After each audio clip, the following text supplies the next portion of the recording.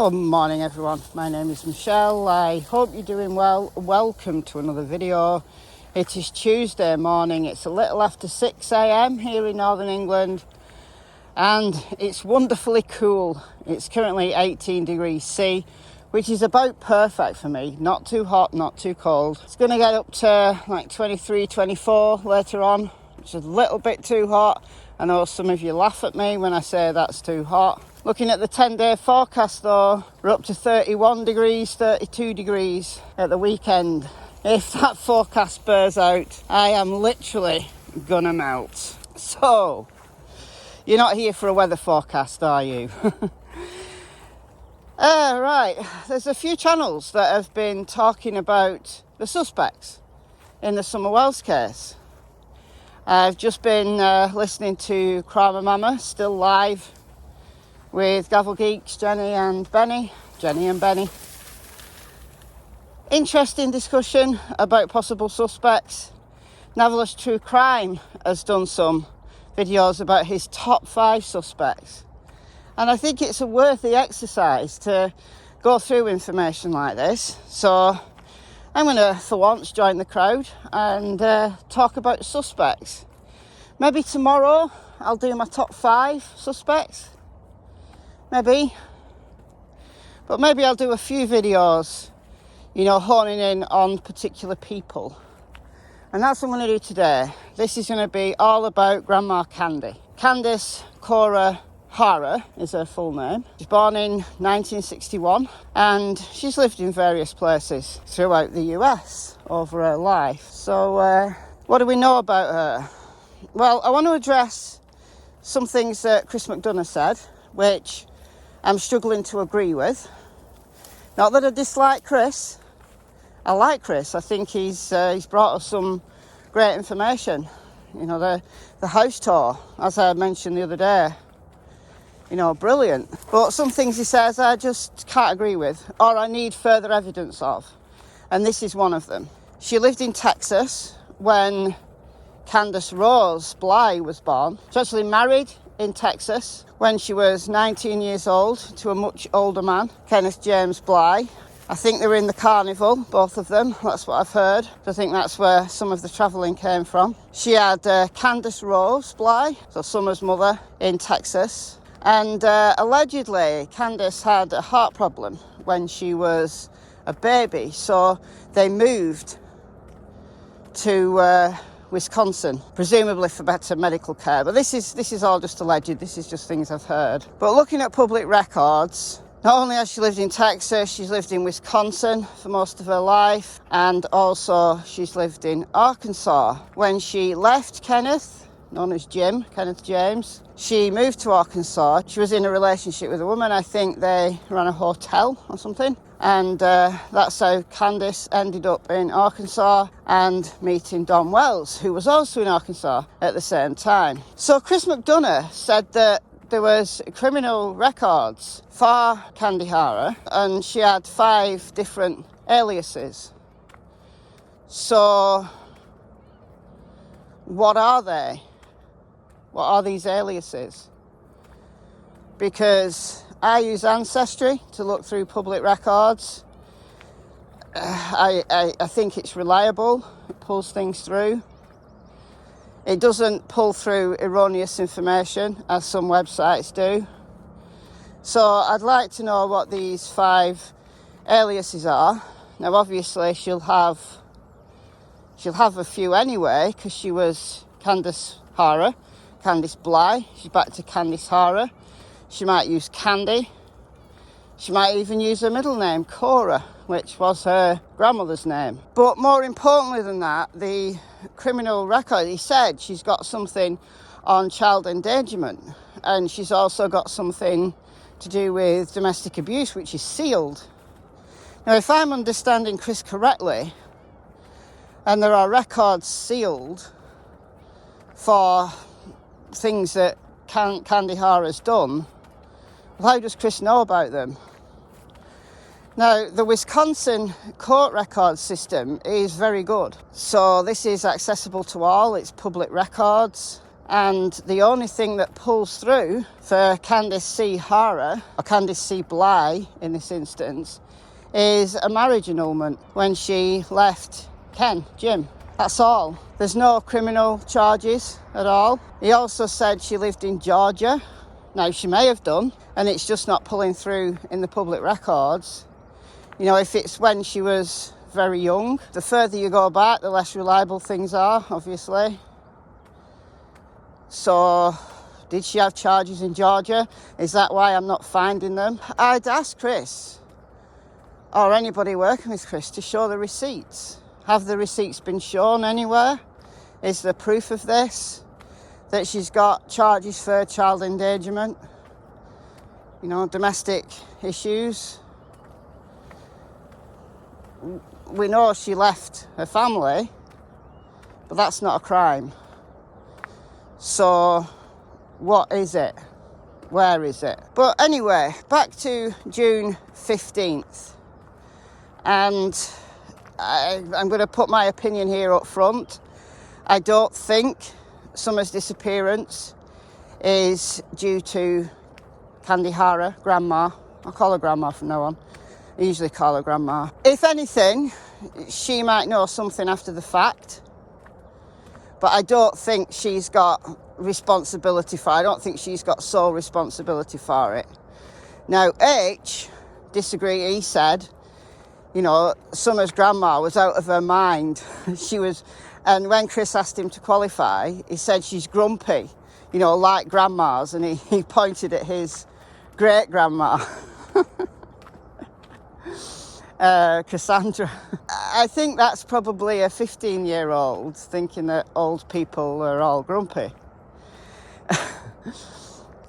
Chris did say, and I do agree with this, that H is 80% honest, and then the rest is embellishment. Might be not out and out lie, but it's embellishment due to his age. I do believe that.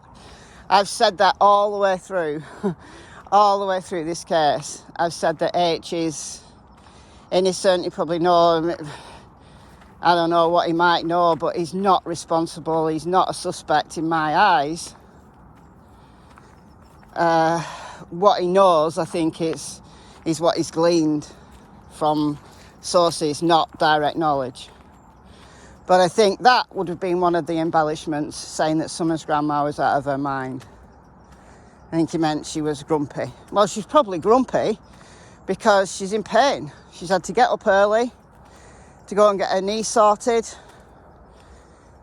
She's got an artificial knee causing her problems. You know, pain causes grumpiness. Now, in terms of, you know, physical ability to murder Summer and then get rid of the body, you know, as the sole offender, if we're saying that she'd struggle to get down that very shallow path from the car park at Warriors to the swimming hole, which is only it's literally a few yards. Yes, there's a slope, but it's not a very challenging slope. If she went down to the swimming hole, if she struggled with that, then she's definitely going to struggle with hiding a dead body, you know, the body of her granddaughter. So no, I don't think she's responsible for either Summer's demise or the subsequent concealment. She's been texting people. She was texting Emma, Crime Stories Obsessed, quite a while ago. Yeah, great. You know, back last summer, she was texting Crime Stories Obsessed. She told the script, more or less, you know, the script that we've all come to know. She didn't see anything especially challenging of that script.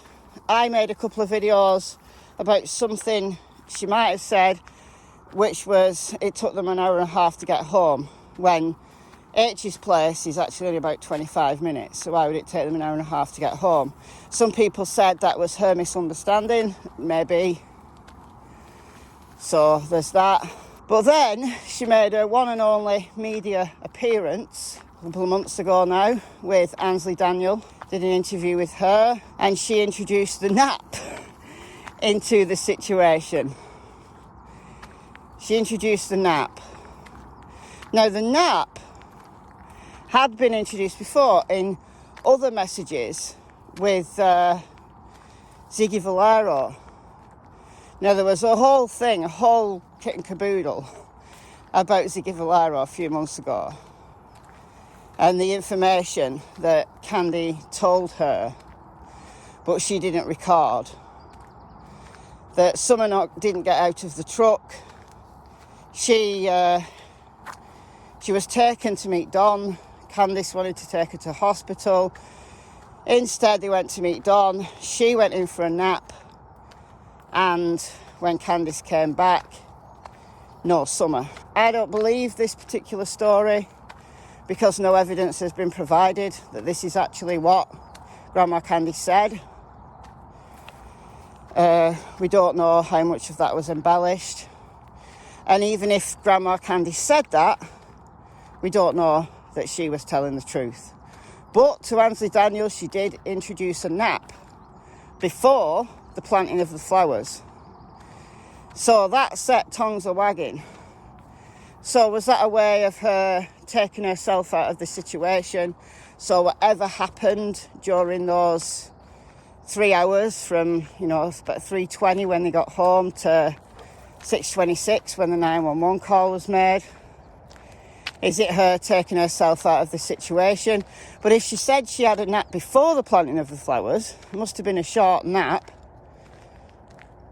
Maybe she could have gone straight to bed, slept for an hour, would have been like then 4:30, then planting the flowers. It's taking up some time anyway, whichever way, it's taking up some time. Now, if Candice has got anything to do with Summer's disappearance, and I think she's much higher up on the suspect list, that at the very least she knows exactly what she was doing. We'll talk about Candice in her own video. If Candice has done something, or Candice has been negligent of something, then the chances are Grandma Candy will know about it, that she's got guilty knowledge. So I think, in terms of suspects, I don't think the smoking gun sits with Grandma Candy, but perhaps Grandma Candy knows more than what she's saying. She's got some guilty knowledge of where we should be looking for that smoking gun. There's no love lost between her and Don. She tried to throw shade at Don, saying she's beginning to think that he's got something to do with it.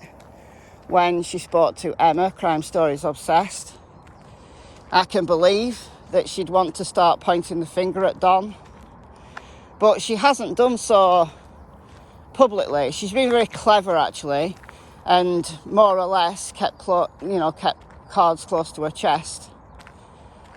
But she has said enough to get tongues a wagging, and it makes sense that people are going to speculate about her and her role. To summarise, if she does have a role in Summer's disappearance, it's one of guilty knowledge rather than anything to do with the smoking gun.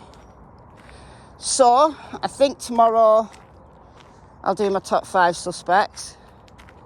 Let me give that some thought, and then maybe we'll do Candice, we'll do Don, and then we'll do whoever else is high up there on my suspect list. How does that sound? Does that sound like a plan for the next few days? Unless anything, crops up that needs urgent attention. There might be a break in the Dylan Rounds case, for example. There might even be a break in the Summer Wells case, who knows? Goodbye from Miss Tillington and Miss Cassie Springer, who's found a little trail somewhere. She's off. She's disappeared. I'll see you very soon, guys. Bye-bye.